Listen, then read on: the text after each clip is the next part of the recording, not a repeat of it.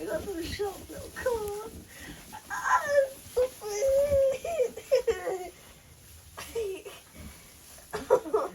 You got sharp teeth now?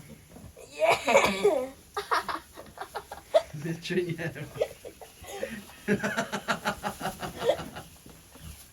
He just sits up.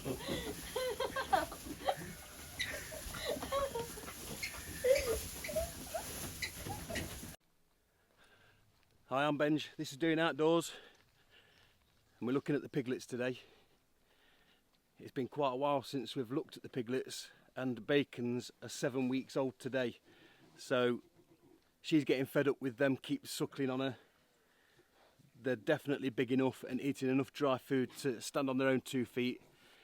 So I'm going to make a pen out in the main field around a load of weeds that we need clearing, set an electric fence around that, and move the mums out from the piglets. We're going to leave the piglets in this railway carriage just for another week. A lot of them are going to be rehomed in a week's time. The ones that we're going to keep, we'll move them to another electric fenced pen, another area that we're clearing out. But here they are. Here's the piglets. They've come on leaps and bounds. There's some real fatties in here, but unfortunately Bacon suffered a bit from feeding 11 piglets. She's lost quite a bit of condition. They're eating an absolute ton of food.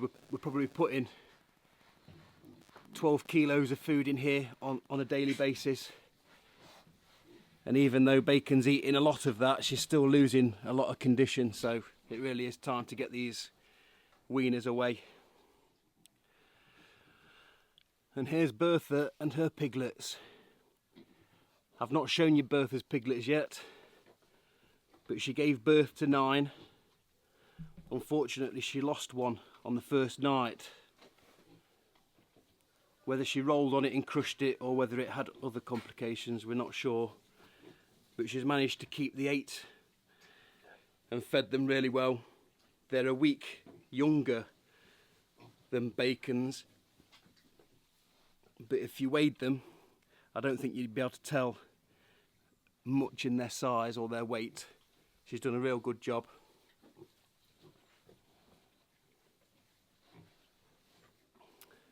But you can see just at the back of the pen, I've set up a little bit of an electric fence to get them all trained.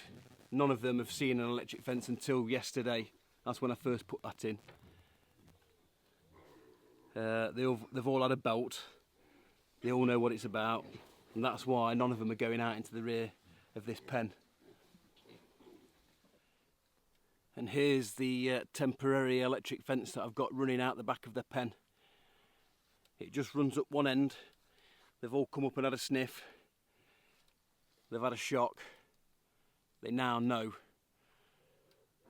what these steel posts and yellow isolators mean, and they don't want to go anywhere near it.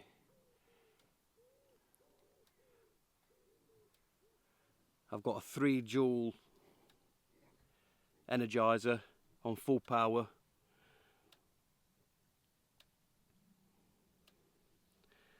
We want them to know that getting too close to this fence is a bad idea. I don't want them breaking out and rampaging the rest of the farmyard.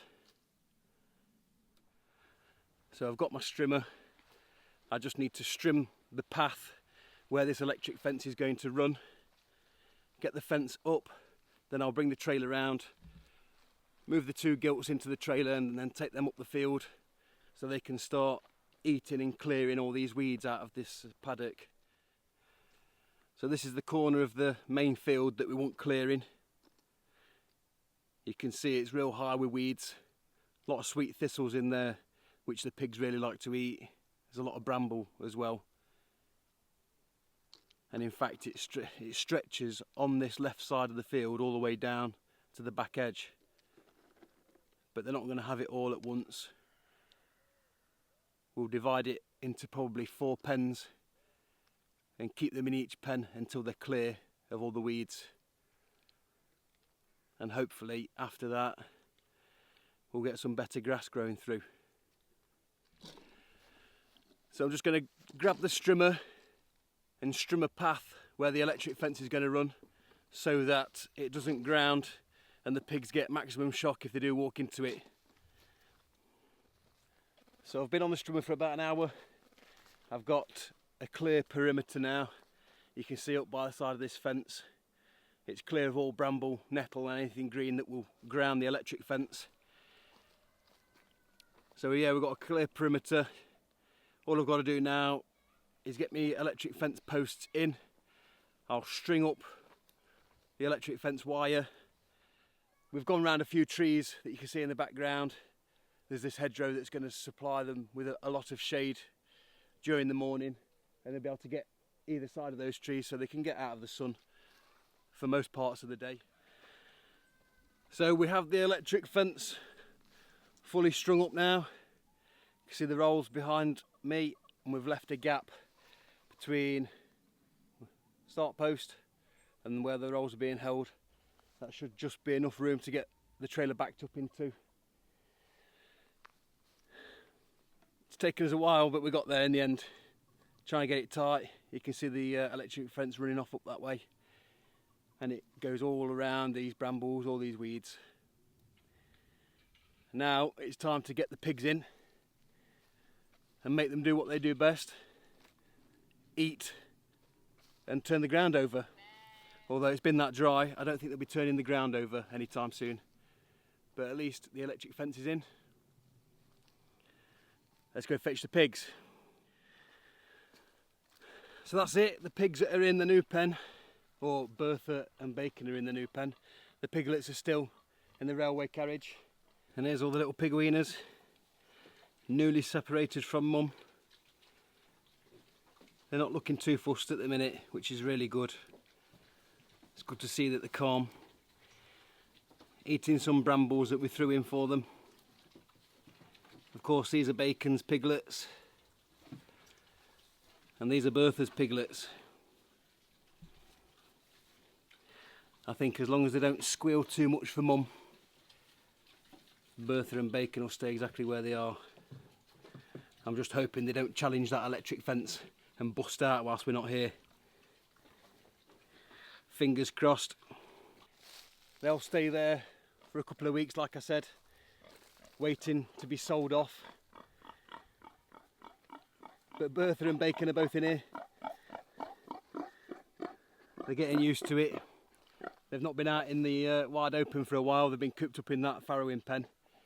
But they're already starting to do what I want them to do, which is eat all this growth, try and flatten the ground for me, get rid of some of these weeds and the brambles. All in all, a successful job. It feels a little bit unsecure though, just trying to keep pigs in with 2 strands of electric fence. Having always had these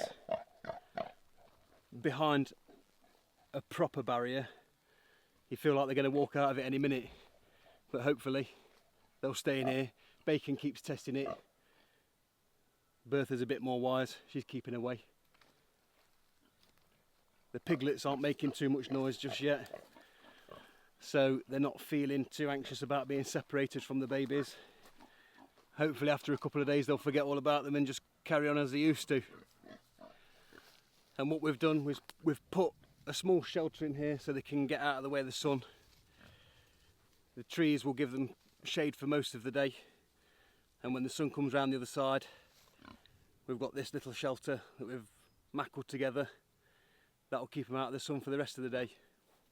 And this shelter that the pigs have got, it's made up of 2 pallets, 1 at each end, and then an old garage door, or half of a garage door, with a couple of tin sheets that we threw on top. It's no penthouse, but it'll keep them out of the rain and it'll keep them in some shade. But they've got all of this behind me to munch through. I bet there's about 1/4 of an acre, maybe 1/3 of an acre. That's going to keep them busy for a while. But that's all we've got time for in this one. Thanks for watching. I'll see you next time.